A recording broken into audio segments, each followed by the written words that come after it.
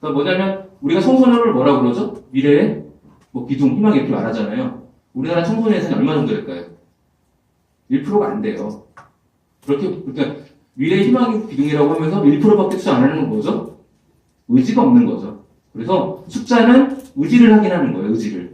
얼마만큼의 양의 의지를 갖고 있는지를 확인하시는 거고, 우리가 보통 주목하지 못하는 어떤 이야기는 우리 삶, 다른 사람들과 살아가는 이야기입니다. 그래서 예산은 숫자가 아니라 어떻게 보면 삶이라고 생각하시면 돼요. 제가 보기에는.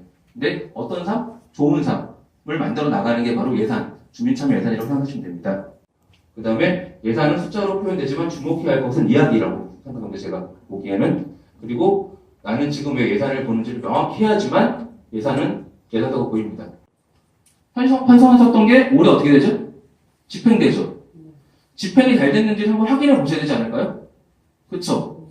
그러니까 이게 약간 저도 사례가 하나 있는 사례가 많은데 말씀드리면 그 지역에서 그 담벼락 있잖아요. 공영 건물 담벼락이 벽돌 건물인데 약간 도적 건물인데 낡았어요. 그래서 이게 다 예산 낭비 얘기하시더라고요. 그러니까 낭비하고 막 이런 것만 생각하시는데 이게 낭비가 발생하는 것들은 어떻게 보면 지방자치단체 입장에서는 되게 불편한 게 있어요. 왜 그러냐면 권한이 없거든요. 솔직히 말씀드리면.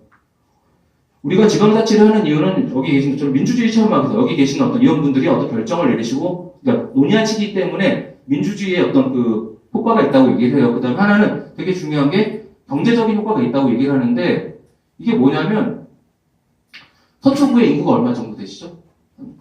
60만, 40만? 45만이요? 45만?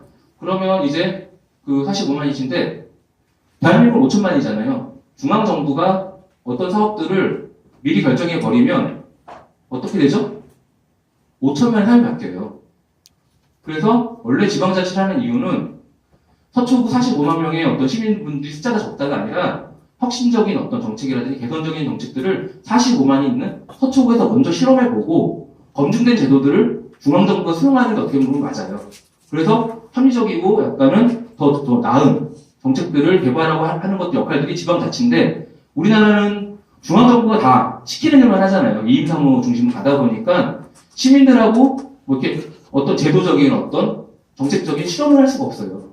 혁신적인 정책들을 실험해 볼 수가 없죠. 예산도 없고 하니까. 그렇기 때문에 우리나라의 어떤 그러니까 중앙정부 사업에서 발생하는 비효율들은 어떻게 본다라면 지방자치가 잘못돼 있고 그다음에 중앙정부 중심으로 우리나라가 운영되기 때문에 발생하는 사업들 문제라고 보시면 됩니다. 그래서 어떻게 본다라면 예산 낭비도 그런 식으로 발생하는 거죠. 어떻게 보면 중앙정부가 시키는 일을 했을 뿐인데 그거 자체가 예산 낭비가 내포돼 있어요. 지역 수성을 안 맞기 때문에.